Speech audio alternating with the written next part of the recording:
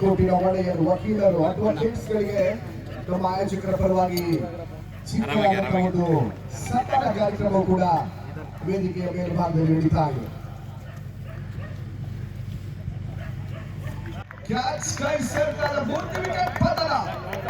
ಸಂತು ಈ ಕಡೆ ನೋಡು, ಹಂಗೆ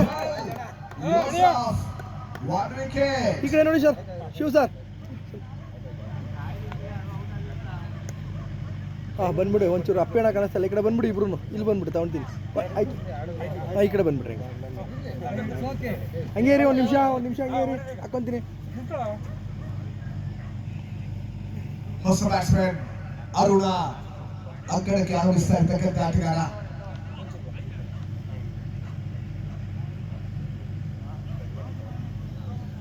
ಓಕೆ.